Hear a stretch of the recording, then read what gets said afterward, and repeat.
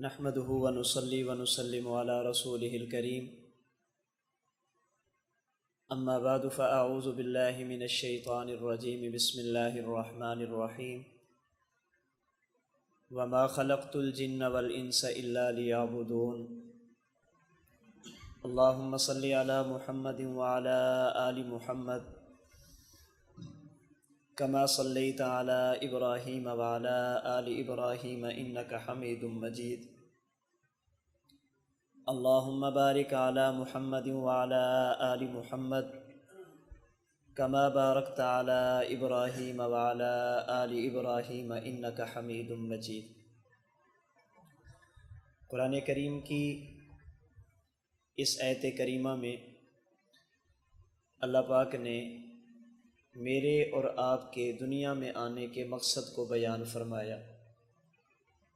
وما خلقت الجن والانس الا لیعبدون، فرمایا کہ میں نے جنات کو اور انسانوں کو اپنی عبادت کے لیے دنیا میں پیدا کیا۔ اللہ پاک نے ہم سے پہلے تقریباً 1.25 لاکھ انبیاء کرام علیہم الصلاۃ کی امتوں کو پیدا کیا۔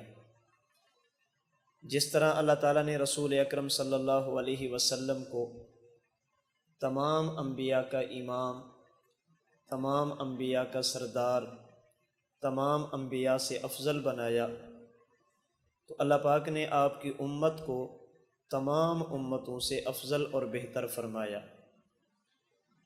اللہ پاک نے اس امت کے ساتھ خصوصی کرم، فضل اور احسان کا معاملہ فرمایا۔ قرآن کریم کی متعدد آیات رحمت دو عالم صلی اللہ علیہ وسلم کے متعدد فرامین سے یہ مضمون معلوم ہوتا ہے کہ اللہ پاک نے اس امت کے ساتھ خصوصی کرم، فضل اور احسان کا معاملہ فرمایا۔ چنانچہ اللہ پاک نے اس امت کو پہلی امتوں کے مقابلہ میں دنیا کی عمر بہت تھوڑی عطا فرمائی ہے۔ ہماری عمر پہلی امتوں کے عمروں کے مقابلے میں بہت کم ہے۔ گزشتہ امتوں کی دنیاوی عمریں 500 سال، 1000 سال، 2000 سال تک چلتی تھی۔ رسول اللہ صلی اللہ علیہ وسلم کی امت کی عمر ان کے مقابلہ میں بہت کم ہے۔ جب ہماری عمر تھوڑی ہے، ہماری عبادت بھی تھوڑی ہوگی، ہماری عمر کم ہے، اعمال بھی کم ہوں گے۔ اللہ پاک نے کرم، فضل اور احسان فرمایا کہ ہمیں دنیا کی عمر تو بہت تھوڑی دی ہے، لیکن ہمیں چند ایسے اوقات عطا فرمائے، چند ایسے لمحات عطا فرمائے کہ اگر ہم ان میں صحیح معنی میں عبادت کریں تو تھوڑے وقت میں اللہ پاک زیادہ اجر اور ثواب عطا فرما دیتے ہیں۔ تھوڑے سے وقت میں تھوڑی عبادت پر اللہ اجر بے شمار دیتے ہیں۔ اللہ نے جو اس امت کو اوقات عطا فرمائے، ان اوقات میں ایک وقت چند دنوں کے بعد شروع ہونے والا ماہ مبارک رمضان المبارک ہے۔ اللہ پاک نے یہ اس امت کو ایسی نعمت عطا فرمائی، ایام معدودات، جس کے دن بہت کم ہیں، گنتی کے چند دن ہیں، لیکن اگر انسان ان چند دنوں کو اللہ کے رسول صلی اللہ علیہ وسلم کی منشا کے مطابق گزار لے تو یہ انسان کو بہت بلندی پر لے جاتے ہیں۔ تھوڑے وقت میں اللہ پاک انسان کو اس پر اجر بہت زیادہ عطا فرماتے ہیں۔ رمضان المبارک کا مہینہ اللہ پاک کی طرف سے اہل ایمان کے پاس مہمان بن کر آتا ہے۔ رمضان المبارک کا مہینہ اللہ پاک کی طرف سے اہل ایمان کے پاس مہمان بن کر آتا ہے، اور شریعت مطہرہ پڑھنے سے یہ بات معلوم ہوتی ہے کہ جب بھی کسی مسلمان کے پاس کوئی مہمان آ جائے تو مسلمان کا حق بنتا ہے کہ اس مہمان کے حقوق کا خیال کرے، اس مہمان کو سنبھالے، اس مہمان کے حقوق کو ادا کرے۔ مہمان کے حق کیا ہوتے ہیں؟ مہمان کے بنیادی حقوق میزبان پر 3 ہوتے ہیں۔ نمبر 1، جب مہمان آنے لگے تو اس کا استقبال کرنا، اسے مرحبا کہنا۔ آنے پر اسے خوش آمدید کہنا۔ نمبر 2، جب تک مہمان رہے اپنی حیثیت اور مہمان کی شان کے مطابق اس کا اکرام کرنا، اس کی مہمان نوازی، عزت کرنا۔ نمبر 3، جب مہمان جانے لگے تو اچھے طریقے پر اسے رخصت اور الوداع کہنا۔ یہ کسی بھی مہمان کے 3 حق ہیں میزبان پر۔ آنے لگے تو استقبال کیا جائے، جب تک رہے تو اکرام کیا جائے، اور جب جانے لگے تو پھر اسے الوداع اور رخصت کیا جائے۔ رمضان المبارک کا مہینہ اللہ پاک کی طرف سے ہمارے پاس مہمان بن کے آنے والا ہے، تو ہمارے ذمے رمضان کے یہ 3 بنیادی حق ہیں۔ نمبر 1، آنے لگے تو اس کا استقبال کیا جائے۔ نمبر 2، جب تک رہے اس کا اکرام کیا جائے۔ اور نمبر 3، جب جانے لگے تو اچھے طریقے پر اسے رخصت اور الوداع کیا جائے۔ اگر کوئی بندہ کسی مہمان کے یہ 3 حق ادا کر دے، آنے پر استقبال، رہنے پر اکرام اور جانے پر الوداع، یہ مہمان جہاں بھی جائے گا میزبان کی تعریف کرے گا، جہاں بھی بیٹھے گا اچھے لفظوں میں اس کا تذکرہ کرے گا۔ اگر میں نے اور آپ نے رمضان کے یہ 3 حق ادا کر دیے، آنے پر اس کا استقبال کیا، جب تک رہے اس کا اکرام کیا، اور جب جانے لگے تو اسے اچھے طریقے پر رخصت اور الوداع کیا، یہ رمضان جہاں بھی جائے گا اچھے لفظوں میں ہمارا ذکر کرے گا، خواہ وہ دنیا ہو، خواہ وہ قبر ہو یا آخرت ہو۔ جہاں بھی ہم جائیں گے رمضان ہمارے ساتھ وفا والا معاملہ کرے گا۔ رمضان المبارک کا سب سے پہلا حق ہے اس کا استقبال کرنا۔ جیسے مہمان کے آنے پر استقبال کیا جاتا ہے، رمضان کے آنے پر بھی اس کا استقبال کرنا۔ یاد رکھنا، رمضان المبارک اللہ کی طرف سے ہمارے پاس مہمان ہے، یہ مہمان روحانی ہے، جسمانی نہیں ہے۔ جسمانی مہمان کے آنے پر استقبال اس کی حیثیت اور شان کے مطابق، روحانی مہمان کے آنے پر اس کا استقبال اس کی حیثیت اور شان کے مطابق۔ اگر مہمان جسمانی ہو، میزبان کیا کرتا ہے؟ راستہ صاف کرتا ہے، دیکھتا ہے کہ راستے میں ایسی چیز تو نہیں جو مہمان کے لیے تکلیف کا ذریعہ بنے، کوئی گڑھا تو نہیں ہے، کوئی ایسے کانٹے تو نہیں ہے جو مہمان کو لگ جائیں، کوئی ایسے پتھر وغیرہ تو نہیں ہے جو مہمان کے راستے میں رکاوٹ بنے۔ پھر غسل کرتا ہے، اچھا لباس پہنتا ہے، خوشبو لگاتا ہے، کیوں؟ میرے پاس میرے مہمان آ رہے ہیں۔ مہمان کے آنے پر، جسمانی مہمان کے آنے پر اپنے جسم کو پاک صاف کیا جاتا ہے، اپنے جسم کو تیار کیا جاتا ہے۔ رمضان المبارک کا مہینہ اللہ کی طرف سے ہمارے پاس روحانی مہمان ہے، اس کے آنے پر اپنی روح کو بیدار کیا جاتا ہے، اپنی روح کو پاک اور صاف کیا جاتا ہے، اپنی روح کو بنایا اور سجایا جاتا ہے۔ رحمت دو عالم صلی اللہ علیہ وسلم نے اپنے مبارک فرمان سے اور اپنے مبارک عمل سے، اپنے قول اور اپنے فعل سے، اپنی زبان اور اپنے اعمال سے رمضان المبارک کا استقبال فرمایا، اور صحابہ کرام رضی اللہ تعالی عنہم اجمعین کو سمجھایا کہ یہ آنے والا مہمان کتنا عظیم ہے۔ جیسے ہمارے پاس کوئی مہمان آنے لگے، ہم گھر کے بچوں کو سمجھاتے ہیں کہ بیٹا آنے والا مہمان بہت عمدہ ہے، اس کے ساتھ یوں پیش آنا ہے، یوں پیش آنا ہے، یوں پیش آنا ہے، آنے سے پہلے سمجھاتے ہیں، اور جب مہمان آ جائے تو پھر عملی طور پر بچوں کو کر کے دکھاتے ہیں کہ استقبال کیسے کیا جاتا ہے۔ جناب رسول اللہ صلی اللہ علیہ وسلم نے رمضان المبارک کے آنے سے پہلے اپنے مبارک فرمان سے اور رمضان المبارک کے آنے پر اپنے مبارک عمل سے استقبال کر کے دکھایا کہ رمضان المبارک کا استقبال کیسے کرنا ہے۔ جہاں تک تعلق ہے حضور کے فرمان کی، جہاں تک تعلق ہے آپ کے مبارک فرمان کا، احادیث مبارکہ میں ہے جب رجب المرجب کا مہینہ شروع ہوتا، ابھی رمضان میں 2 ماہ باقی ہوتے، رسول اللہ صلی اللہ علیہ وسلم اللہ پاک سے دعا مانگ رہے ہیں، اللہم بارک لنا فی رجب و شعبان و بلغنا رمضان، اے اللہ رجب اور شعبان کو ہمارے لیے مبارک فرما اور ہمیں صحت و سلامتی کے ساتھ رمضان المبارک کی سعادت نصیب فرما۔ آپ رمضان المبارک کی تیاری 2 مہینے پہلے فرما رہے ہیں، رمضان المبارک کے آنے کی دعائیں 2 مہینے پہلے فرما رہے ہیں۔ پھر جوں جوں وقت گزرتا جاتا حضور علیہ الصلاۃ والسلام صحابہ کرام رضی اللہ تعالی عنہم اجمعین کو آنے والے مہمان کی اہمیت بتاتے کہ رمضان کیا ہے۔ کبھی آپ فرما رہے ہیں کہ آنے والا مہمان ایسا ہے، جو ہی یہ آئے گا اللہ پاک جنت کے سارے دروازے کھول دیں گے، کسی ایک دروازے کو بھی بند نہیں رکھا جائے گا۔ جب یہ مہمان آئے گا اللہ پاک جہنم کے سارے دروازے بند کر دیں گے، کسی ایک دروازے کو بھی کھلا نہیں چھوڑا جائے گا۔ اس کے آنے پر جنت کھلی جا رہی ہے اور اس کے آنے پر جہنم کو بند کیا جا رہا ہے۔ اور جب تک یہ مہمان رہے گا اللہ پاک شیاطین کو قید فرما دیتے ہیں۔ عبادت کے راستے میں رکاوٹ بننے والی سب سے بڑی چیز شیطان ہے۔ اللہ پاک رمضان کے چاند نظر آتے ہی شیاطین کو قید فرما دیتے ہیں۔ یہی وجہ ہے بہت سارے لوگ جو پورا سال مسجد میں نظر نہیں آتے، رمضان میں وہ بھی مسجد میں نظر آتے ہیں۔ عبادات میں اضافہ ہو جاتا ہے، مسلمانوں کی مسجد کی آبادی بڑھ جاتی ہے۔ کیوں؟ اس لیے کہ اب دشمن قید ہے۔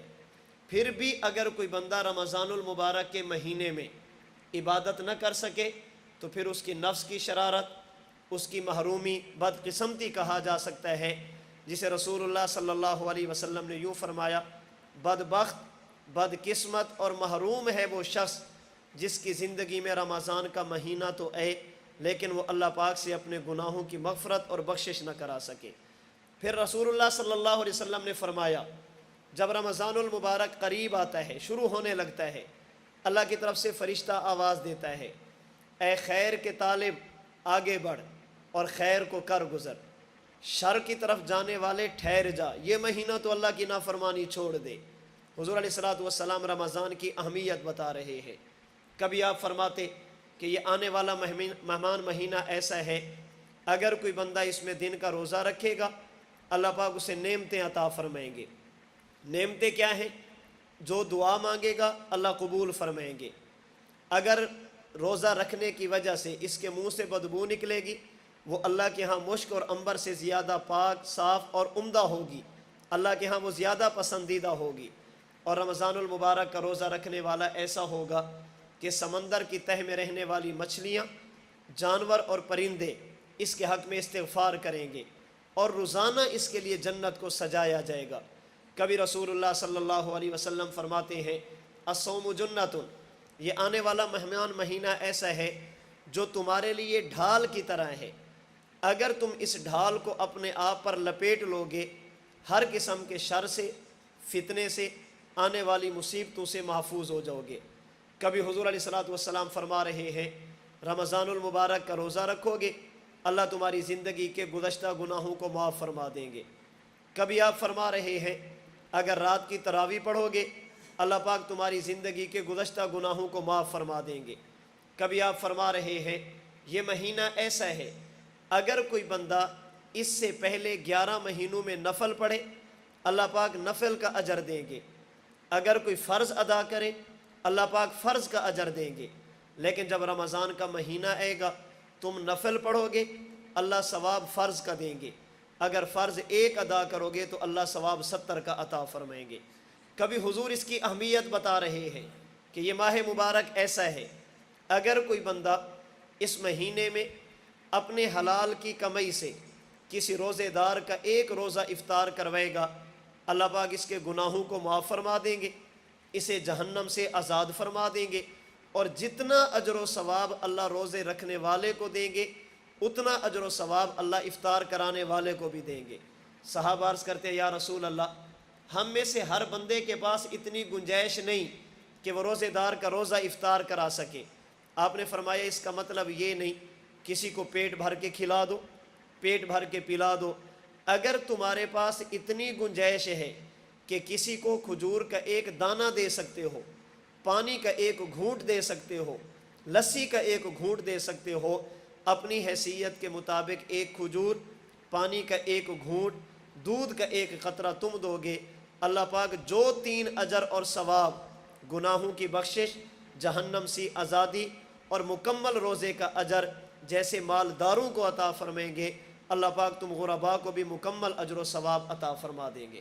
یہ رسول اللہ صلی اللہ علیہ وسلم رمضان المبارک کے آنے سے پہلے اس کا استقبال فرما رہے ہیں۔ اور اگر بات کی جائے عمل کی، حضور علیہ الصلاۃ والسلام رمضان المبارک کے استقبال فرماتے۔ احادیث مبارکہ کے مطابق حضور علیہ الصلاۃ والسلام شعبان المعظم کے مہینے میں رمضان المبارک سے پہلے کثرت کے ساتھ روزے رکھتے تھے، کثرت کے ساتھ روزے رکھتے تھے تاکہ اپنے آپ کو رمضان کے لیے تیار کیا جا سکے۔ آپ رات کو اٹھتے اور رات کا قیام فرماتے، رات کی عبادت فرماتے۔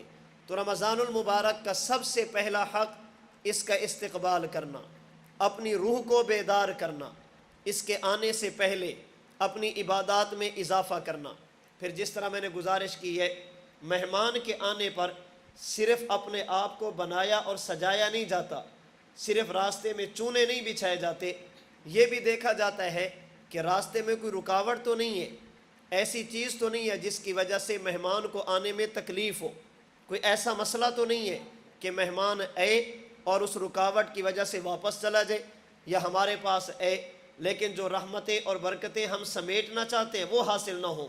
سمجھدار میزبان وہ ہے جو مہمان کے راستے کی رکاوٹوں کو ختم کرتا ہے تاکہ اسے تکلیف نہ ہو، وہ ہمارے پاس آرام کے ساتھ ہے اور ہمیں زیادہ سے زیادہ فائدہ ہو۔ رمضان المبارک اللہ کی طرف سے ہمارے لیے مہمان، ہم نے عبادات کا اہتمام بھی کرنا ہے اور اس کے ساتھ ساتھ اپنے آپ کو ان چیزوں سے بچانا ہے جو رمضان المبارک کے آنے میں رکاوٹ بنتی ہے، رحمتوں کے راستے میں رکاوٹ بنتی ہیں، جن کی وجہ سے انسان اللہ کی طرف سے رحمتوں سے محروم رہتا ہے۔ وہ رکاوٹیں کیا ہیں؟ سب سے پہلی رکاوٹ جو رحمتوں کے نزول میں رکاوٹ بنتی ہے وہ ہے بدعقیدگی، عقیدے کے اندر گمراہ ہو جانا۔ یہ بدعقیدگی ایسی چیز ہے جو انسان کو رحمت خداوندی سے محروم کر دیتی ہے۔ جیسے اللہ پاک نے قرآن کریم کے 8ویں پارے میں فرمایا، لا تفتح لهم ابواب السماء، بدعقیدہ شخص کے اعمال اللہ پاک آسمان سے اوپر نہیں جانے دیتے، وہاں سے گندے کپڑے میں لپیٹ کر اس کے منہ پر مار دیا جاتا ہے۔ تو سب سے بڑی رکاوٹ بدعقید کی، اپنے عقائد کی اصلاح کرنا، اپنے عقائد کو درست کرنا۔ اگر کسی بندے کا عقیدہ ٹھیک نہیں، رمضان المبارک اگرچہ اس کے پاس آ جائے، وہ عبادات بھی کرتا رہے، اپنے آپ کو محنت اور مشقت میں بھی مبتلا کرے، لیکن رمضان المبارک کی برکات اور رحمتیں اس کو نصیب نہیں ہوں گی۔ اس کے ساتھ ساتھ اپنے آپ کو ان تمام چیزوں سے پاک اور صاف رکھنا جو رمضان المبارک کے راستے میں رحمت اور برکات میں رکاوٹ بنتی ہیں۔ ان میں بعض چیزیں ایسی ہیں جن کا تعلق انسان کے جسم کے ساتھ ہے، جسے ظاہری گناہ کہا جاتا ہے۔ اپنے آپ کو ان گناہوں سے بچانا اور رمضان المبارک کے آنے سے پہلے توبہ اور استغفار کرنا، گزشتہ گناہوں پر ندامت، آئندہ گناہ نہ کرنے کا عزم کرنا، اور رمضان المبارک کے آنے سے پہلے بیٹھ کر حساب لگانا، میرے ذمے نمازیں تو نہیں ہیں، میرے ذمے روزے تو نہیں ہیں، میرے ذمے زکوٰۃ تو نہیں ہے، میرے ذمے اللہ کے حقوق تو نہیں ہیں۔ اللہ پاک کے وہ حقوق جن کی قضا ہو سکتی ہے، رمضان المبارک کے آنے سے پہلے ان کی ادائیگی کی کوشش کرنا۔ اگر نہیں ہو سکتی تو ارادہ کرنا، اے اللہ آپ جب توفیق دیں گے میں نے ان چیزوں کو ادا کرنا ہے۔ نمازوں کا حساب لگیں، نمازوں کا حساب لگیں کہ میرے ذمے نمازیں کتنی رہتی ہیں، 1 سال کی، 2 سال کی، پھر اللہ کا نام لیں اور نمازوں کو ادا کرنا شروع کریں۔ ایک نماز کے ساتھ ایک بھی پڑھتے جائیں، 2 پڑھتے جائیں، 3 پڑھتے جائیں، انشاءاللہ کچھ عرصہ لگے گا، آپ کے ذمے جو نمازیں رہ گئی تھی وہ آپ کے ذمہ سے ساقط ہو جائیں گی۔ یہاں پر میں ایک مسئلہ واضح طور پر عرض کرتا چلوں، بعض لوگوں کو غلط فہمی ہوتی ہے کہ اگر کوئی بندہ جان بوجھ کر نماز چھوڑ دے اس کی قضا کی ضرورت نہیں ہے، اس کی قضا کی ضرورت نہیں ہے، توبہ اور استغفار کرے۔ یہ بات بالکل غلط ہے۔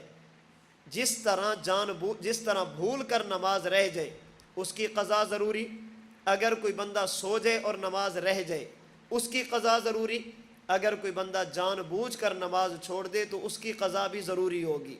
بعض لوگوں کو غلط فہمی ہوتی ہے، ایک بندے کے ذمے 50 سال کی نمازیں رہ گئی، اب وہ کیسے قضا کرے گا؟ ہم کہتے قرآن کریم احادیث مبارکہ پڑھنے سے ایک مسئلہ معلوم ہوتا ہے کہ کہ اگر کوئی بندہ اخلاص کے ساتھ نیت درست کرنے کے بعد کسی عمل کو شروع کر دے لیکن اسے مکمل نہ کر سکے، پہلے دنیا سے چلا جائے، اللہ پاک اسے عمل کا اجر اور ثواب عطا فرما دیں گے۔ اخلاص کے ساتھ عمل کو شروع کر دے، للہیت کے ساتھ عمل کو شروع کر دے۔ ایک بندے کی نیت یہ ہے کہ میں نے یہ کام کرنا ہے، اب اگر زندگی نے وفا نہ کی، تھوڑا سا کام کیا، دنیا سے چلا گیا، اللہ پاک قیامت کے دن اجر و ثواب عطا فرما دیں گے۔ قرآن کریم کے 5ویں پارے میں ہے، اللہ پاک نے حکم دیا کہ وہ لوگ جو رسول اللہ صلی اللہ علیہ وسلم کا کلمہ پڑھ چکے ہیں ان کے لیے ضروری ہے کہ مکہ سے مدینہ کی طرف ہجرت کریں۔ ایک صحابی بیمار ہیں، اپنے گھر والوں سے فرمایا میری چارپائی کو اٹھاؤ اور مجھے مدینہ کی طرف لے کر چلو، میں نے حضور کی خدمت میں جانا ہے۔ وہ رسا نے چارپائی کو اٹھایا، گھر سے باہر نکالا، ابھی تھوڑا سا سفر کیا تھا، اسرائیل ملک الموت آئے اور ان کی روح کو قبض کیا، وہ دنیا سے چلے گئے۔ اس پر بعض لوگوں نے باتیں کی کہ اسے تو ہجرت کا ثواب نہیں ملے گا، اسے تو ثواب نہیں ملے گا، یہ تو مدینہ پہنچا ہی نہیں ہے۔ اللہ پاک نے قرآن کریم کے 5ویں پارے میں فرمایا کہ جس بندے نے اخلاص کے ساتھ اللہ کی رضا کے لیے ہجرت شروع فرما دی، پھر وہ راستے میں موت اس کو آ گئی اور دنیا سے چلا گیا، اللہ پاک اسے ہجرت کا اجر و ثواب عطا فرما دیں گے، اس لیے کہ وہ چل پڑا تھا۔ مشہور واقعہ ہے، مسلم شریف حدیث مبارک کی کتاب میں مذکور ہے، بنی اسرائیل میں ایک شخص جس نے 100 بندوں کو قتل کیا، پھر توبہ کی نیت سے چل پڑا، کسی اللہ والے کی مجلس میں گیا، انہوں نے بتایا کہ فلاں جگہ پہ جاؤ، اس جگہ پر لوگ رہتے ہیں، ان کے ساتھ عبادت کرو اور توبہ کرو، اللہ تمہیں معاف فرما دیں گے۔ اب یہ بندہ یہاں سے چلا، ابھی راستے میں تھا، اسرائیل ملک الموت آئے اور ان کی روح کو قبض کیا۔ اب جنت کے فرشتے جنت کے رومال، جنت کے برتن لے کر آئے کہ ہم نے اس کی روح کو جنت میں لے کر جانا ہے، یہ جنتی ہے۔ جہنم کے فرشتے کہتے ہیں نا، ہم نے اسے جہنم کی طرف لے کر جانا ہے۔ جنت والوں سے پوچھا گیا ابھی جنت میں کیوں؟ کہنے لگے اس لیے کہ توبہ کی نیت سے چل پڑا تھا۔ جہنم والوں سے پوچھا گیا ابھی جہنم میں کیوں؟ کہنے لگے اس لیے کہ ابھی تک اس نے توبہ کی نہیں تھی، ابھی تک اپنی منزل پہ پہنچا نہیں تھا۔ اللہ پاک نے فرشتہ بھیجا، انہوں نے آ کر فیصلہ فرمایا یوں کرو کہ جس جگہ سے یہ چلا تھا اور جس جگہ پر جا رہا تھا، اس ساری زمین کی پیمائش کرو، اس زمین کی پیمائش کرو، اگر اس نے جو سفر طے کر لیا وہ زیادہ، جو رہ گیا تھا وہ کم، تو جنت والے فرشتے لے جائیں، اور اگر جو سفر طے کیا تھا وہ تھوڑا، جو رہ گیا ہے وہ زیادہ، تو جہنم والے فرشتے لے جائیں۔ حدیث مبارک میں ہے جو سفر اس نے طے کیا تھا وہ تھوڑا تھا، جو رہتا تھا وہ زیادہ تھا، عدل و انصاف کے مطابق اس بندے کو جہنم کے فرشتے لے کر جاتے، لیکن اللہ پاک نے زمین کو حکم دیا جو سفر طے کیا تھا وہ پھیل گئی اور جو سفر رہتا تھا وہ سمٹ گئی۔ جب ملائکہ نے پیمائش کی تو جو سفر طے کیا تھا وہ زیادہ نکلا، جو رہتا تھا وہ کم نکلا۔ اللہ پاک نے اس کی مغفرت کا فیصلہ فرما دیا۔ کیوں؟ اس لیے کہ وہ نیت ٹھیک کر کے چل پڑا تھا۔ اس لیے یاد رکھنا، اگر کسی بندے کے ذمے نمازیں رہ گئی ہیں، محض توبہ اور استغفار کافی نہیں، ان نمازوں کو قضا کرے۔ اگر روزے رہ گئے ہیں، محض توبہ اور استغفار کافی نہیں، ان روزوں کی قضا کرے۔ اگر زکوٰۃ رہ گئی ہے، یہ محض توبہ اور استغفار کافی نہیں، زکوٰۃ کو ادا کرے۔ اسی طرح حقوق العباد ہیں، بندوں کے حقوق ہیں، ان کی ادائیگی کی فکر کرے، اپنی روح کو ان تمام گناہوں سے بچائے جو اللہ کی رحمت کے راستے میں رکاوٹ بنتی ہیں، ان میں کینہ، بغض، حسد، آپس کی نفرت، مسلمانوں کے بارے میں غلط خیالات، ان چیزوں سے اپنے آپ کو بچانا۔ تو رمضان المبارک کے آنے سے پہلے ہم آج سے ہی اپنی روح کو بیدار کرنا شروع کریں، اپنی عبادات کو بڑھا دیں، اپنے معمولات میں اضافہ کر دیں، اللہ کی فرما برداری والے، اللہ کے رسول صلی اللہ علیہ وسلم کی فرما برداری والے اعمال ہم بڑھاتے چلیں۔ یہ رمضان المبارک کا سب سے پہلا حق ہے، آنے پر اس کا استقبال کرنا۔ رحمت دو عالم صلی اللہ علیہ وسلم نے اپنے مبارک قول سے، اپنے مبارک فعل سے، اپنی مبارک زبان سے اور اپنے مبارک عمل سے رمضان المبارک کا استقبال فرمایا۔ کسی بھی مہمان کا دوسرا حق، جب تک مہمان رہے اس کا اکرام کرنا، جب تک مہمان رہے اس کی تعظیم کرنا، جب تک مہمان رہے اس کی عزت کا خیال کرنا۔ رمضان المبارک اللہ کی طرف سے ہمارے پاس مہمان، اور مہمان ہے روحانی، ہمارا حق بنتا ہے جب تک رمضان رہے ہم اس کا اکرام کریں۔ اور رمضان المبارک کا اکرام وہ عبادات ہے، رمضان المبارک کا اکرام عبادات ہے۔ رمضان المبارک جو چیزیں چاہتا ہے وہ عبادات ہیں، اس لیے ہم رمضان المبارک کے مہینے میں عبادات کا اہتمام کریں۔ دیکھیں، ہم نے صبح سحری کے لیے اٹھنا ہے، ہم نے سحری کھانی ہے، روزہ رکھنا ہے، کوشش کریں 10 منٹ 15 منٹ 20 منٹ پہلے اٹھ جائیں، 2 4 6 8 رکعتیں نماز تہجد ادا کریں، نماز تہجد کی ادائیگی کی فکر کریں، کوشش کریں۔ اگر میں اور آپ رمضان المبارک کے مہینے میں بھی نماز تہجد نہ پڑھ سکیں، پھر ہمیں بیٹھ کر سوچنا چاہیے کہیں اللہ پاک ہم سے ناراض تو نہیں ہے۔ اٹھ بھی رہے ہیں، کھانا بھی کھا رہے ہیں، لیکن 2 رکعت پڑھنے کی توفیق نہیں مل رہی۔ ابھی کچھ دن پہلے حضرت استاد محترم ہمارے پیر و مرشد متکلم اسلام مولانا محمد الیاس گمن صاحب دامت برکاتہم العالیہ ہمیں یہی باتیں فرما رہے تھے کہ بیٹا دیکھو، رمضان المبارک کا مہینہ قریب ہے، اس میں عبادات کرو، قرآن کریم کی تلاوت کرو، ذکر اذکار کرو، توبہ استغفار کرو۔ یہ مہینہ اپنے آپ کو تھکانے کا ہے، یہ مہینہ عبادت کا ہے، زیادہ سے زیادہ عبادت کرو۔ پھر فرمانے لگے کہ رمضان المبارک کا مہینہ ہو، یہ گزر جائے اور ہمیں قرآن کریم کی تلاوت کی توفیق نہ ملے، ذکر اذکار کی توفیق نہ ملے، پھر بیٹھ کر بندے کو رونا چاہیے، اللہ مجھ سے ناراض ہے، اللہ رمضان میں بھی قرآن کی تلاوت کی توفیق نہیں دے رہے۔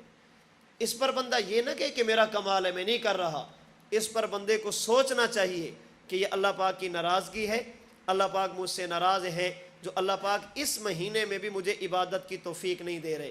مشہور واقعہ شاید آپ نے سنا ہو کہ ایک باندی تھی، اس کے بارے میں مشہور تھا کہ یہ پاگل ہے، بے وقوف ہے، کوئی بندہ اس کو خریدتا نہیں تھا۔ ایک اللہ والا گیا، وہ خرید کر لے آیا کہ چلے میری کچھ نہ کچھ خدمت کرے گی۔ جب رات ہوئی تو اللہ والا وہ سو گئے بزرگ، باندی نے مصلی بچھایا، جے نماز بچھی اور عبادت شروع کر دی۔ عبادت کرنے کے بعد اس باندی نے اللہ سے ایک دعا کی، اے اللہ تجھے واسطہ اس محبت کا جو آپ مجھ سے فرماتے ہیں، اللہ میرے گناہوں کو معاف کر دے۔ اے اللہ تجھے واسطہ اس محبت کا جو آپ مجھ سے فرماتے ہیں، میرے گناہوں کو معاف کر دے۔ اللہ والے نے سنا تو اسے ڈانٹا، کہا دعا یوں نہیں کرتے، دعا یوں کرتے ہیں، اے اللہ جو میں آپ سے محبت کرتی ہوں نا، اس محبت کے واسطے سے مجھے معاف کر دے۔ تو کہہ رہی ہے اللہ جو آپ مجھ سے محبت کرتے ہیں اس کے واسطے سے مجھے معاف کر دے، تیرے پاس کیا گارنٹی ہے؟ تجھے کیسے پتہ چلا کہ اللہ تجھ سے پیار کرتے ہیں؟ اس باندی نے عجیب جواب دیا، فرمانے لگی میرے آقا، میرے مولا، اگر میرا اللہ مجھ سے محبت نہ کرتا آپ کو سلا کر کبھی مجھے سجدہ کرنے کی توفیق نہ دیتا۔ اللہ کا سجدے کی توفیق دینا اس بات کی دلیل ہے کہ اللہ مجھ سے پیار کرتے ہیں۔ اگر مجھ سے محبت نہ ہوتی رات کے اس پہر میں اللہ مجھے سجدے کی توفیق نہ دیتے۔ تو رمضان المبارک کے مہینے میں نماز تہجد کی فکر کریں، نماز تہجد کا اہتمام کریں۔ قرآن کریم میں ہے ان ناشئۃ اللیل ہی اشد وطئا واقوم قیلا۔ نماز تہجد ایک ایسی نماز ہے جس کی وجہ سے انسان اپنی خواہشات پر کنٹرول کر سکتا ہے، خواہشات اس کی وجہ سے دب جاتی ہیں، اور یہ وقت ایسا ہوتا ہے جس میں انسان اللہ سے راز و نیاز کی باتیں کر سکتا ہے، راز و نیاز کی باتیں کر سکتا ہے۔ اور حدیث مبارک میں ہے آپ علیہ الصلوۃ والسلام نے فرمایا جو لوگ نماز تہجد ادا کرتے ہیں اور بھی اعمال ہیں، ان میں سے ایک عمل نماز تہجد، فرمایا قیامت کا دن ہوگا اللہ انہیں جنت میں ایسے محل عطا فرمائیں گے، اگر وہ باہر ہوں گے اندر کی چیزیں نظر آئیں گی، اور اگر محل کے اندر جائیں گے تو اللہ باہر کی چیزیں بھی ان کو دکھا دیں گے۔ نماز تہجد کا اہتمام کریں، سحری کھائیں، اس کے بعد نماز فجر کی ادائیگی کی کوشش کریں، با جماعت نماز فجر ادا کریں۔ 10-15 منٹ بچانے کے لیے جلدی جلدی نماز پڑھ کر سو نہ جائیں، مسجد میں سنتیں ادا کریں، ذکر اذکار کریں، قرآن کریم کی تلاوت کریں، فجر کی نماز جماعت کے ساتھ تکبیر اولیٰ کے ساتھ ادا کریں۔ رمضان المبارک کے مہینے میں عموماً ہم نماز فجر اور نماز مغرب میں غفلت کرتے ہیں، ہماری فجر سحری کی وجہ سے چلی جاتی ہے اور ہماری مغرب یہ افطاری کی وجہ سے چلی جاتی ہے۔ فجر کی نماز بھی جماعت کے ساتھ نہیں پڑھتے اور مغرب کی نماز بھی جماعت کے ساتھ نہیں پڑھتے۔ کم از کم رمضان کا مہینہ تو ہم نماز یہ 5 وقت ادا کریں، جماعت کے ساتھ ادا کریں، تکبیر اولیٰ کے ساتھ ادا کریں، اور رمضان المبارک میں کوشش کریں قرآن کریم کی تلاوت کرنے کی، قرآن کریم کی تلاوت کا اہتمام فرمائیں۔ یہ رمضان شہر رمضان الذی انزل فیہ القرآن، یہ قرآن کے نزول کا مہینہ ہے، اللہ نے اس میں قرآن کریم کو نازل فرمایا، اس لیے اس ماہ مبارک میں زیادہ سے زیادہ قرآن کریم کی تلاوت کا اہتمام کریں۔ اگر زیادہ نہیں کر سکتے تو کوشش کریں پورے رمضان میں 1 مرتبہ قرآن کریم مکمل کریں، اور 4 صورتیں ایسی ہیں جن کو کبھی نہ چھوڑیں۔ نماز فجر کے بعد سورۃ یاسین پڑھیں، نماز مغرب کے بعد سورۃ الواقعہ پڑھیں، نماز عشاء کے بعد سورۃ الملک پڑھیں، اور جمعہ کے دن سورۃ الکہف کی تلاوت کریں۔ ان 4 صورتوں کو کبھی نہ چھوڑیں۔ اس کا فائدہ کیا ہوگا؟ احادیث مبارکہ کے مطابق جو بندہ نماز فجر کے بعد سورہ یاسین کی تلاوت کرتا ہے، اللہ سارے دن کے کام اس کے بنا دیتے ہیں، اللہ سارے دن کے کام آسان فرما دیتے ہیں۔ نماز مغرب کے بعد واقعہ پڑھے، اللہ پاک اسے غربت سے، فقر و فاقہ سے، محتاجی سے بچا لیتے ہیں۔ نماز عشاء کے بعد سورۃ ملک پڑھے، اللہ پاک قبر کے عذاب سے بچا لیتے ہیں، اور جمعہ کے دن سورۃ الکہف کی تلاوت کرے، اللہ پاک اس بندے کو ہر قسم کے فتنے سے محفوظ فرما لیتے ہیں۔ اب بتائیں بچا کیا ہے؟ اگر ہم یاسین پڑھیں تو دن کے کام بنے، ہم واقعہ پڑھیں تو غربت ختم ہو، عشاء پڑھیں تو قبر کے عذاب سے بچیں، سورۃ الکہف پڑھیں تو فتنوں سے بچ جائیں۔ اس کے بعد رہتا کیا ہے؟ اللہ کے نبی نے ان 4 صورتوں کی وجہ سے ہماری دنیا کے معاملات بھی حل فرما دیے، اللہ کے نبی نے قبر کے معاملات بھی حل فرما دیے، اور حضور نے آخرت کے معاملات بھی حل فرما دیے۔ زیادہ سے زیادہ قرآن کریم کی تلاوت کا اہتمام فرمائیں، راتوں کو اٹھنے کا اہتمام فرمائیں۔ رسول اکرم صلی اللہ علیہ وسلم رمضان المبارک میں کتنی عبادت کرتے؟ سیدہ عائشہ رضی اللہ تعالی عنہا کی روایت فرماتے جب رمضان کا چاند نظر آتا، اس وقت سے لے کر عید کا چاند نظر آنے تک اللہ کے نبی رات کو بستر پر آرام نہیں فرماتے تھے، ساری رات عبادت فرما رہے ہیں۔ جوں وقت گزرتا جاتا آپ کی عبادت میں اضافہ ہوتا جاتا، جوں وقت گزرتا جاتا آپ مزید اپنے آپ کو مشقت میں ڈالتے۔ میں ایک بات عرض کرنے لگا ہوں، ہمارا عقیدہ ہے اللہ کے نبی معصوم تھے، ہمارا عقیدہ ہے نبی کی زندگی میں کسی قسم کا گناہ نہیں ہے، ہمارا عقیدہ ہے اللہ کے نبی جب قبر میں جاتے ہیں نبی سے قبر میں سوال نہیں ہوتے، ہمارا عقیدہ ہے قیامت کے دن اللہ کے نبی جب اللہ کی بارگاہ میں جائیں گے، نبی سے نبی کی زندگی کے بارے میں حساب و کتاب نہیں ہوگا، نبی سے ایک بات پوچھی جائے گی، ماذا اجبتم، تمہیں جو میں نے دین دے کر بھیجا تھا تم نے امت کو پہنچایا تھا؟ اگر پہنچایا تھا تو امت نے جواب کیا دیا تھا؟ نبی کی زندگی کے بارے میں نبی سے حساب نہیں ہوگا، نہ قبر میں نہ قیامت کے دن۔ اللہ اپنے نبی کو معصوم بناتے ہیں، نبی کی زندگی میں کسی قسم کا گناہ نہیں ہوتا، اللہ اپنے نبی کو ہر قسم کے گناہ سے بچاتے ہیں۔ وہ نبی معصوم ہو کر اتنی عبادت کرتا ہے، مجھے اور آپ کو کتنی کرنی چاہیے؟ وہ پیغمبر جس کی وجہ سے پوری کائنات کو بنایا گیا، وہ پیغمبر جس کی وجہ سے زمین کو پستی، آسمان کو بلندی ملی، سورج چاند اور ستاروں کو روشنی ملی، سمندر کے پانی کو روانی ملی، انبیاء کو نبوت ملی، اولیاء کو ولایت ملی، مجھے اور آپ کو وجود اور ایمان ملا، ہمیں رمضان اور قرآن ملا۔ وہ نبی ساری رات کھڑے ہو کر عبادت کر رہے ہیں، مجھے اور آپ کو کتنی عبادت کرنی چاہیے یہ فیصلہ میں اور آپ خود کریں۔ ہمارا تو سننا گناہ والا، ہمارا بولنا گناہ والا، ہمارا دیکھنا گناہ والا، ہمارا سوچنا گناہ والا، ہم تو گناہوں کے ماحول میں رہتے ہیں۔ ہمیں مزید عبادت کا اہتمام کرنا چاہیے۔ اور پھر اگر بات ہم اپنے اکابرین کی کریں، اپنے اسلاف کی کریں، جب رمضان المبارک کا مہینہ آتا ہمارے بزرگ کتنی عبادت کرتے، کتنی اللہ کی عبادت کرتے۔ حضرت امام ابو حنیفہ نعمان بن ثابت رحمۃ اللہ علیہ کے بارے میں آتا ہے، رمضان المبارک کا چاند نظر آنے سے لے کر عید الفطر کا چاند نظر آنے تک امام صاحب رحمۃ اللہ علیہ 61 مرتبہ قرآن کریم مکمل کرتے تھے۔ 60 اور 1 61 یہ صرف قرآن ہے، ذکر اس کے علاوہ، نوافل اس کے علاوہ، دیگر معمولات اس کے علاوہ، یہ امام صاحب کے صرف قرآن کریم ہے جو 61 مرتبہ آپ رمضان المبارک کے مہینے میں قرآن کریم مکمل کرتے۔ حافظ ابن حجر عسقلانی رحمۃ اللہ علیہ نے ہدی الساری مقدمہ فتح الباری میں لکھا، رمضان المبارک کا چاند نظر آتا، حضرت امام بخاری رحمۃ اللہ علیہ اپنی مسجد میں ہوتے، آپ کے شاگرد، آپ کے مقتدی، آپ کے مرید آپ کے پاس مسجد میں اکٹھے ہوتے، حضرت امام بخاری رحمۃ اللہ علیہ انہیں نماز تراویح میں قرآن کریم سناتے۔ توجہ رکھیے، حضرت امام بخاری رحمۃ اللہ علیہ اپنے مقتدیوں کو نماز تراویح میں قرآن کریم سناتے، اور کتنا سناتے؟ ابن حجر عسقلانی رحمۃ اللہ علیہ فرماتے ہیں آپ ایک رکعت میں 20 آیتوں کی تلاوت کرتے، ایک رکعت میں 20 آیتوں کی تلاوت فرماتے۔ نماز تراویح سے فارغ ہوتے، شاگرد گھروں کو چلے جاتے، حضرت امام بخاری رحمۃ اللہ علیہ اپنے گھر میں جاتے، نماز تہجد کے لیے کھڑے ہوتے، اور نماز تہجد میں کبھی 10 پارے پڑھتے اور کبھی 15 پارے پڑھتے۔ تراویح کے بعد نماز تہجد میں 10 پارے 15 پارے، پھر آپ سحری فرماتے، نماز فجر ادا فرماتے، اپنے دیگر معمولات کے ساتھ ساتھ اپنے اور کام کاج بھی کرتے اور قرآن کریم بھی پڑھتے رہتے، قرآن کریم بھی پڑھتے رہتے۔ حافظ ابن حجر عسقلانی رحمۃ اللہ علیہ لکھتے ہیں مؤذن افطاری کا اعلان بعد میں کرتا تھا، امام بخاری رحمۃ اللہ علیہ قرآن کریم پہلے مکمل فرماتے تھے۔ یعنی صبح سے لے کر شام تک ایک دن میں ایک قرآن کریم پڑھ رہے ہیں، اور نماز تہجد میں اگر 10 پارے روزانہ پڑھیں تو رمضان المبارک کے مہینے میں تہجد میں آپ 10 مرتبہ قرآن پڑھتے تھے، اور اگر 15 روزانہ پڑھیں تو نماز تہجد میں 15 قرآن کریم تلاوت کرتے تھے۔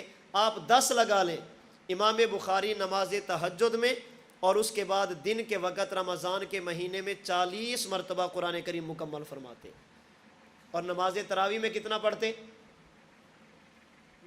ایک رکعت میں 20 آیتیں، ایک رکعت میں 20 آیتوں کی تلاوت کرتے۔ اب میں ایک مسئلہ سمجھانے لگا ہوں۔ حضرت امام بخاری رحمۃ اللہ علیہ ایک رکعت میں آیتیں پڑھتے ہیں 20، اگر امام بخاری کی آپ رکعتیں لگے 8 کہ وہ 8 رکعت پڑھتے تھے، ایک رکعت میں 20 آیتیں، تو 8 رکعتوں میں یہ آیتیں بنے گی 160۔ ایک رات کی تراویح کی آیتیں اگر 8 پڑھیں تو یہ 160 آیتیں بنتی ہیں۔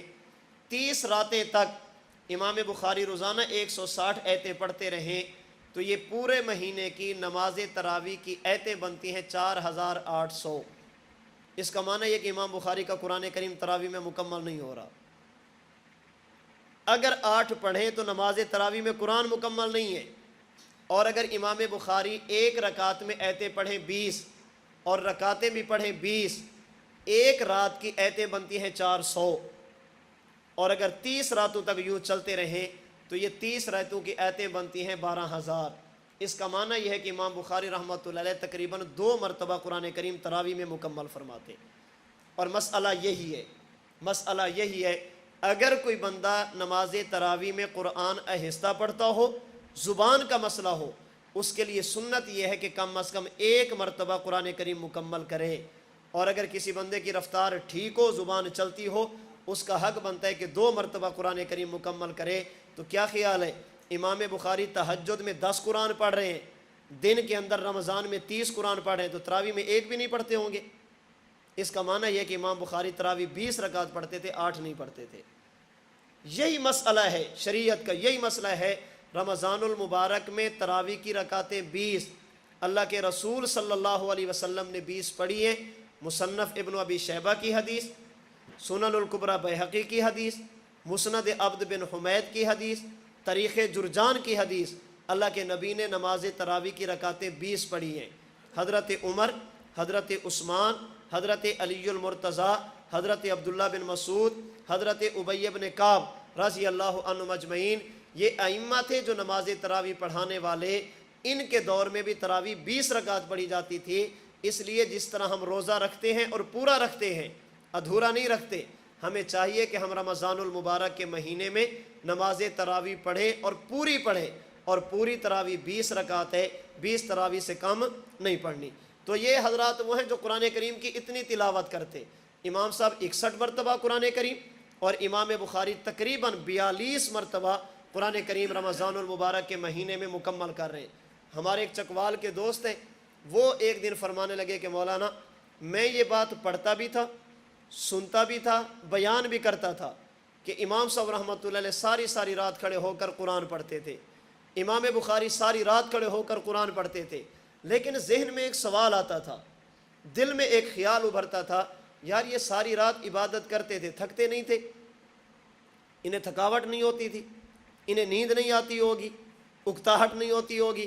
فرماتے ایک دن میں عشاء کی نماز پڑھا کے نکلا مسجد سے، گھر جانے لگا تو میں نے اپنی مسجد کے قریب گلی اور کونے میں ایک بندے کو دیکھا جو اپنا موبائل فون اپنے کان سے لگا کر کسی سے بات کر رہا تھا. میں گھر چلا گیا، فجر کی نماز پڑھانے کے لیے میں مسجد آنے لگا تو میں نے دیکھا وہی جگہ وہی نوجوان اسی حالت میں موبائل فون کان پہ کسی سے بات کر رہے. میں رک گیا، میں نے سلام کیا، میں نے کہا بیٹا کون ہو؟ انہوں نے بتایا کہ مولانا صاحب یہ جو فلاں بندہ ہے نا میں اس کا بیٹا ہوں. میں نے کہا رات جب میں گیا تھا تو آپ تھے؟ جی میں تھا. ابھی دوبارہ آئے ہو یا اسی وقت کے بیٹھے ہو؟ انہوں نے کہا نہیں مولانا صاحب میں اسی وقت کا بیٹھا ہوں. میں نے کہا بیٹا ساری رات گزر گئی تم تھکے نہیں؟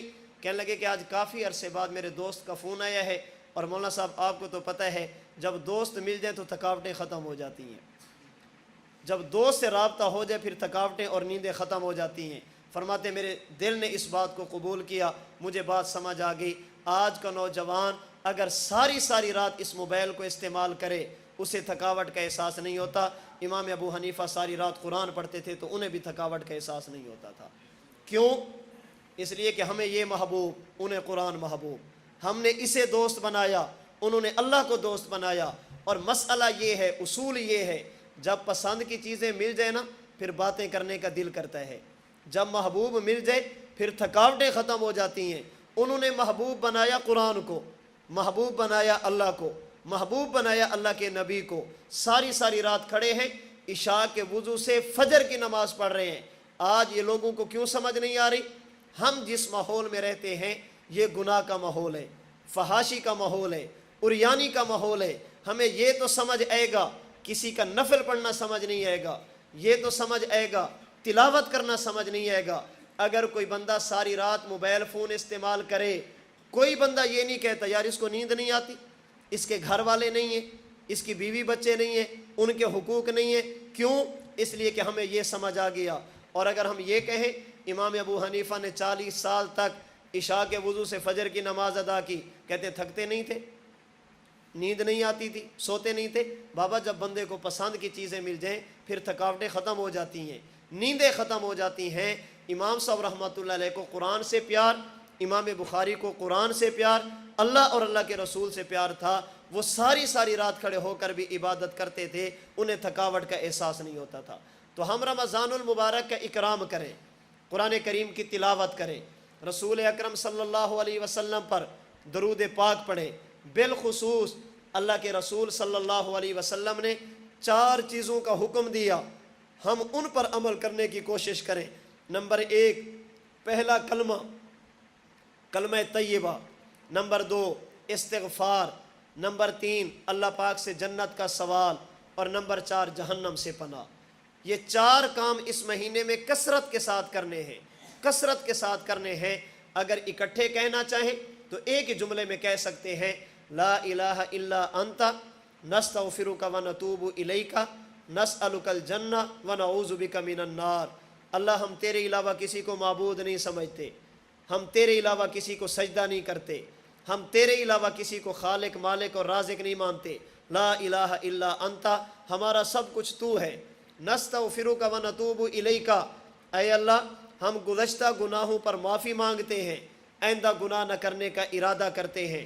اللہ ہماری توبہ، آج کے بعد تیری نافرمانی نہیں کریں گے. نسألک الجنہ، اے اللہ ہم آپ سے جنت مانگتے ہیں. ونعوذ بک من النار، اللہ جہنم سے پناہ مانگتے ہیں. اٹھتے بیٹھتے ان 4 کلمات کا کثرت کے ساتھ ورد کرتے رہیں. کلمہ طیبہ، استغفار، اللہ سے جنت کا سوال اور جہنم سے پناہ. یہ رمضان المبارک کا اکرام ہے. جب تک رمضان رہے اپنے آپ کو عبادات میں کھپا دیں، اپنے آپ کو عبادات میں لگا دیں. ایک بات میں یہاں مزید بھی واضح کرتا چلوں، رمضان المبارک جب تک رہے ہم عبادات کا اہتمام کریں، یہ رمضان کا اکرام ہے، لیکن رمضان کا اصل اکرام یہ ہے کہ ہم رمضان میں گناہ نہ کریں، رمضان میں گناہ نہ کریں، اللہ کی نافرمانی نہ کریں، اللہ کے رسول صلی اللہ علیہ وسلم کی نافرمانی نہ کریں۔ مہمان آپ کے پاس آ گیا، آپ اسے کھلا بھی رہے ہیں، پھر ساتھ ساتھ اسے تکلیف بھی دے رہے ہیں۔ آپ کے پاس آ گیا، آپ پلا بھی رہے ہیں، ساتھ ساتھ اسے تکلیف بھی دے رہے ہیں۔ اسے کھانا پینا یاد نہیں رہے گا، تکلیف یاد رہے گی۔ تکلیف کے بعد کھانا پینا بھول جاتا ہے۔ مہمان کو آپ زیادہ نہ کھلائیں لیکن تکلیف نہ دیں، مہمان آپ سے خوش ہو کر جائے گا۔ رمضان میں 5 وقت کی نماز ادا کریں، دن کا روزہ رکھیں، رات کی تراویح پڑھیں، اپنے معمولات پورے کریں، نوافل نہیں پڑھتے نہ پڑھیں، کم از کم رمضان کے مہینے میں گناہ نہ کریں، اللہ کی نافرمانی نہ کریں۔ یہ نہیں کبھی کوئی غلط چیز دیکھ رہے ہیں، کیوں؟ ٹائم پاس کر رہا ہوں۔ غلط چیز سن رہے ہیں، کیوں؟ ٹائم پاس کر رہا ہوں۔ گپ شپ لگا رہے ہیں، غلط، کیوں؟ ٹائم پاس کر رہا ہوں۔ رمضان یہ ٹائم پاس کرنے کے لیے نہیں، یہ رمضان سیزن ہے، نیکیوں کا سیزن۔ جب سیزن ہو تو اسے ضائع نہیں کیا جاتا، اسے ٹائم پاس کے طور پر نہیں گزارا جاتا، اسے زیادہ سے زیادہ قیمتی بنایا جاتا ہے۔ احادیث مبارکہ کے مطابق جو بندہ رمضان المبارک کے مہینے میں روزہ بھی رکھے، رمضان کے مہینے میں تکلیف بھی برداشت کرے، رمضان کے مہینے میں بھوک اور پیاس بھی برداشت کرے، لیکن گناہ کو نہ چھوڑے، اللہ کو اس کی بھوک اور پیاس کی کوئی ضرورت نہیں ہے، بھوک اور پیاس کی کوئی ضرورت نہیں۔ کہتے ایک بزرگ تھے، وہ جا رہے تھے، چلتے چلتے چند نوجوان کھڑے تھے کسی جگہ پر، تو بزرگ نے ان کے قریب جا کر کسی نلکے سے پانی پی لیا۔ تو نوجوانوں نے پوچھ لیا، رمضان کا مہینہ تھا، بابا جی آپ کا روزہ نہیں ہے؟ بابا جی فرمانے لگے میرا روزہ ہے۔ انہوں نے کہا آپ نے تو پانی پیے؟ انہوں نے کہا میرا روزہ ہے، بس صرف کھا اور پی لیتا ہوں، باقی کچھ نہیں کرتا، نہ میں غلط دیکھتا ہوں، نہ میں غلط بولتا ہوں، نہ میں غلط سنتا ہوں، نہ میں غلط سوچتا ہوں، نہ غلط پکڑتا ہوں، نہ غلط چلتا ہوں، گناہ نہیں کرتا، اللہ کی نافرمانی نہیں کرتا، بیمار ہوں، عمر زیادہ ہے، روزہ رکھ نہیں سکتا، بھوک مجھ سے برداشت نہیں ہوتی، میرا روزہ ہے لیکن صرف کھاتا اور پیتا ہوں۔ پھر بزرگ نے نوجوانوں سے پوچھا آپ کا روزہ ہے؟ تو انہوں نے سر جھکا کر کہا کہ بابا جان ہم صرف کھاتے اور پیتے نہیں ہیں، ہمارا روزہ ہے صرف کھاتے اور پیتے نہیں ہیں، غلط دیکھتے بھی ہیں، غلط سنتے بھی ہیں، غلط بولتے بھی ہیں، غلط پکڑتے بھی ہیں، غلطی کی طرف چلتے بھی ہیں، غلط سوچتے بھی ہیں، سب کچھ کرتے ہیں، صرف کھانا اور پینا چھوڑ دیتے ہیں۔ بزرگ فرمانے لگے بیٹا پھر میرا اور آپ کا روزہ تو برابر ہوا، نہ اجر مجھے ملنا ہے نہ اجر تمہیں ملنا ہے۔ میں نے کھانا پینا شروع کیا، گناہ چھوڑے، تم نے کھانا پینا چھوڑے، گناہ شروع کر دیے، نہ اجر تمہیں ملے گا نہ اجر مجھے ملے گا۔ میں ایک بات بڑے درد دل سے آپ کے سامنے رکھتا ہوں، اگر رمضان کا مہینہ ہو، رمضان المبارک کا مہینہ ہو، دن کے 1-2 بجے ہوں، میں اپنے کمرے میں اکیلا بیٹھا ہوں، مجھے پیاس لگی ہے، سخت تکلیف ہو رہی ہے، میرے سامنے پانی پڑا ہے، میں پینا چاہوں تو پی سکتا ہوں، کوئی دیکھنے والا نہیں، کوئی روکنے اور ٹوکنے والا نہیں، لیکن میں کبھی پانی نہیں پیوں گا، کیوں؟ میرا اللہ ناراض ہوگا۔ کبھی پانی نہیں پیوں گا، کیوں؟ میرا روزہ۔ جب میں اللہ کے ڈر کی وجہ سے، اللہ پاک کے حکم کی وجہ سے پانی نہیں پی رہا، تو اللہ پاک کے حکم کی وجہ سے غلط دیکھنا کیوں نہیں چھوڑ رہا؟ اور یہ کھانا پینا حلال ہے، حرام نہیں ہے۔ ہم نے اللہ کے فرمانے پر حرام کو چھوڑ دیا، حلال کو چھوڑ دیا، اللہ کے فرمانے پر حرام کو نہیں چھوڑ رہے، ٹائم پاس کر رہے ہیں جی، کبھی کسی کو دیکھ رہے ہیں، کبھی کسی کو دیکھ رہے ہیں۔ رمضان المبارک کے مہینے میں اپنے آپ کو بچائیے ٹی وی سے، اپنے آپ کو بچائیے ان لوگوں سے جو آپ کے دین کو خراب کریں۔ ہمارے ہاں رمضان ٹرانسمیشن کے نام سے کون کون سی فحاشی نہیں پھیلائی جاتی، جو لوگ پورا سال فحاشی اور عریانی کے درس دیتے ہیں، رمضان میں آ کر ہمیں دین سکھاتے ہیں، ہم بھی بیٹھ کر ان کو سن رہے ہیں۔ ہر بندے کو نہیں سنا جاتا، ہر بندے کو نہیں دیکھا جاتا۔ علماء حق سے اپنے تعلق کو مضبوط رکھیں، رمضان کو گزارے نہیں، رمضان کو بنائیں۔ رمضان کا اصل مزاج یہ ہے انسان گناہ نہ کرے، اللہ کی نافرمانی نہ کرے۔ میں اور آپ فیصلہ کریں، کچھ بھی ہو جائے ہم رمضان میں اللہ کی نافرمانی نہیں کریں گے۔ اللہ کی نافرمانی کی زندگی بھی کوئی زندگی ہوتی ہے؟ بندہ اللہ کو ناراض کر کے جیے، یہ بھی کوئی جینا ہے؟ حضرت جگر مراد آبادی رحمۃ اللہ علیہ بر صغیر کے بہت بڑے شاعر گزرے ہیں، یہ شرابی بھی تھے اور شاعر بھی بلا کے تھے۔ اللہ پاک نے توبہ کی توفیق دی، حکیم الامت حضرت تھانوی کے ہاتھ پر بیعت کی، حضرت تھانوی نے فرمایا گناہ چھوڑ دو، فرمایا وعدہ رہا گناہ چھوڑ دوں گا، داڑھی بھی رکھی، توبہ استغفار بھی کیا، اللہ پاک نے انہیں حج بیت اللہ کی توفیق بھی عطا فرمائی۔ جب انہوں نے توبہ کی، شراب پیتے تھے، گناہ کرتے تھے، توبہ کے بعد انہوں نے شراب چھوڑ دی، جب شراب چھوڑی تو بیمار ہو گئے۔ جگر مراد آبادی کا علاج کرنے کے لیے ڈاکٹر، طبیب، معالج اور حکیم ہے، انہوں نے نبض کو چیک کیا، کہنے لگے جگر اچانک اگر شراب چھوڑو گے تو مر جاؤ گے، شراب تمہاری رگ رگ میں بس چکی ہے، اچانک یکدم نہ چھوڑو، تھوڑی تھوڑی کر کے چھوڑو، پہلے زیادہ پیتے تھے اب تھوڑی پی لو، تھوڑی تھوڑی کر کے چھوڑتے رہو، اگر یکدم چھوڑو گے تو مر جاؤ گے۔ جگر مراد آبادی نے پوچھا اگر میں شراب پیوں تو کتنا عرصہ زندہ رہوں گا؟ انہوں نے کہا آپ کی نبض بتاتی ہے، آپ کا جگر اور معدہ بتاتا ہے، آپ کے اندر کے احوال بتاتے ہیں 5 سال 7 سال 10 سال تک زندہ رہو گے۔ جگر مراد آبادی نے جملہ کہا، اس جملے کو دلوں کی تختیوں پر نوٹ کیجئے۔ فرمانے لگے کہ میں 10 سال تک اللہ کو ناراض کر کے جیوں، اس سے بہتر ہے کہ اللہ کو راضی کروں اور ابھی مر جاؤں، ابھی مر جاؤں، اللہ کو ناراض کر کے 10 سال تک جیوں، یہ زندگی ہے؟ 10 سال تک شراب پی کر جیتا رہوں، یہ زندگی ہے؟ اس سے بہتر ہے کہ ابھی شراب چھوڑوں، ابھی اللہ کو راضی کروں اور مر جاؤں۔ اللہ نے کرم کیا کیا؟ جگر مراد آبادی نے اللہ کے حکم پر حرام کو چھوڑا، اللہ پاک نے انہیں حلال کی نعمتیں عطا فرما دی۔ اگر ڈاکٹروں نے کہا تھا نا بھی مر جائے گا، 5 سال سے زیادہ نہیں رہے گا، اللہ نے 10 سال کی زندگی عطا فرمائی۔ میں اور آپ بھی اللہ سے دعا کریں، اللہ ہم آپ کے فرمانے پر حرام چھوڑ رہے ہیں، اللہ ہمیں حلال کی نعمتیں عطا فرما دے، حلال کی خوشیاں عطا فرما دے۔ تو میں عرض کر رہا تھا کہ رمضان المبارک ہمارے پاس اللہ کا مہمان کا دوسرا حق جب تک رہے اس کا اکرام کرنا۔ رمضان کے اکرام میں 2 چیزیں ہیں، عبادت کرنا اور گناہ سے بچنا۔ عبادت کرنا، گناہ سے بچنا، اللہ کی فرما برداری کرنا اور نافرمانی سے بچنا، یہ رمضان المبارک کا اکرام ہے۔ کسی بھی مہمان کا تیسرا حق جب وہ جانے لگے اسے اچھے طریقے پر رخصت کرنا، الوداع کہنا۔ جب رمضان 29 دن ہمارے پاس رہ کر جانے لگے، ہمارا حق بنتا ہے ہم رمضان کو الوداع کریں، رخصت کریں اور اچھے طریقے پر کریں۔ اس کے جانے پر نوافل کا اہتمام کریں۔ عید رات، چاند رات، عید الفطر کا چاند نظر آنے کے بعد ہماری عبادتیں ختم ہو جاتی ہیں، حالانکہ ہونا تو یہ چاہیے تھا کہ عبادت میں اضافہ ہوتا۔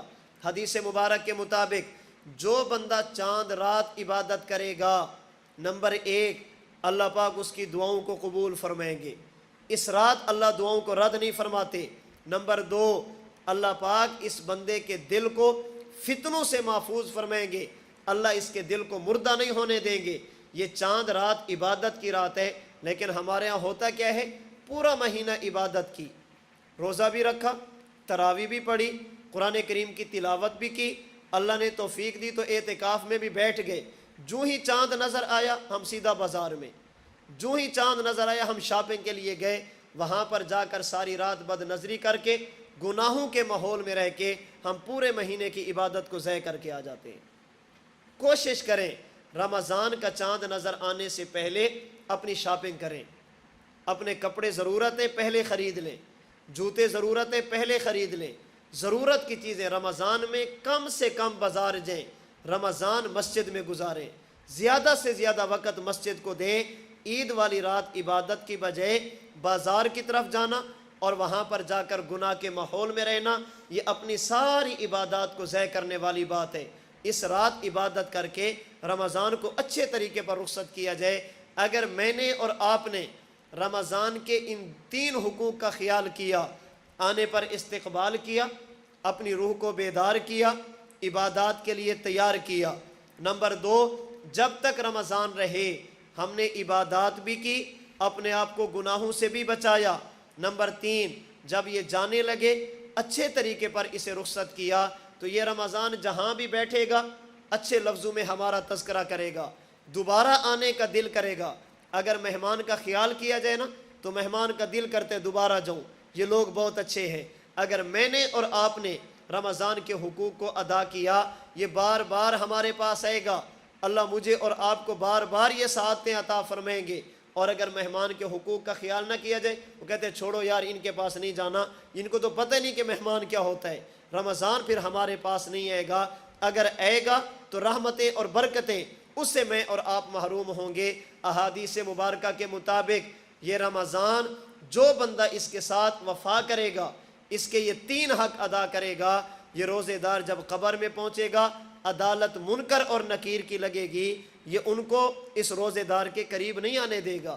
یہ کہے گا اس نے میرے ساتھ وفا کی تھی، اب قبر کے عذاب سے بچانے کی سفارش میں روزہ کروں گا۔ اور جب قیامت کا دن ہوگا، الصیام والقرآن یشفعان یوم القیامہ، فرمایا قیامت کا دن ہوگا، انسان اللہ کی عدالت میں جائے گا، جب والدین اولاد سے الگ، اولاد والدین سے الگ، ہر بندہ اپنے دوست کو چھوڑ رہا ہے، ایک بندہ دوسرے سے الگ ہو رہا ہے، نفسی نفسی کا عالم ہوگا۔ رمضان اور قرآن وہاں پر انسان کا ہاتھ پکڑ کر اللہ کی بارگاہ میں جا کر انسان کے حق میں سفارش کریں گے، اے اللہ آپ نے دنیا میں بھیجا تھا، انہوں نے ہمیں سینے سے لگایا تھا، ہمارا کوئی نہیں تھا، انہوں نے ہم سے وفا کی، آج ان کا کوئی نہیں، ہم ان کے ساتھ وفا کرتے ہیں۔ یہ 2 چیزیں انسان کے حق میں سفارش بھی کریں گی، اور اللہ پاک ان کی سفارش کی وجہ سے مسلمان کی مغفرت کا فیصلہ بھی فرمائیں گے۔ تو میں اور آپ رمضان المبارک کی تیاری کریں، آتے وقت اس کا استقبال، جب تک رہے اکرام، جب جانے لگے اسے رخصت اور الوداع کریں گے۔ یہ رمضان المبارک کے 3 بنیادی حق ہیں جو اللہ کی طرف سے ہمارے پاس مہمان بن کر آ رہا ہے۔ اللہ پاک سے دعا ہے اللہ پاک مجھے اور آپ کو ایمان کے ساتھ، صحت کے ساتھ، سلامتی کے ساتھ، عافیت کے ساتھ رمضان المبارک کی سعادتیں نصیب فرمائے۔ رمضان المبارک جس مقصد کے لیے آ رہا ہے، اللہ پاک مجھے اور آپ کو اس مقصد کو پورا کرنے کی توفیق عطا فرمائے۔ اللہ پاک رمضان کے مہینے کو تقوی کے ساتھ گزارنے کی توفیق عطا فرمائے۔ اللہ پاک مکمل روزہ، مکمل تراویح، مکمل قرآن کریم پڑھنے کی، سننے کی اللہ پاک توفیق عطا فرمائے۔ اللہ پاک اس ماہ مبارک کو میری اور آپ کی بخشش کا ذریعہ بنائے، مغفرت کا ذریعہ بنائے۔ اللہ پاک اس ماہ مبارک کو ہماری نجات کا ذریعہ بنائے۔ اللہ پاک ان باتوں پر مجھے، آپ کو، امت مسلمہ کو عمل کرنے کی توفیق عطا فرمائے۔ وآخر دعوانا ان الحمد للہ رب العالمین۔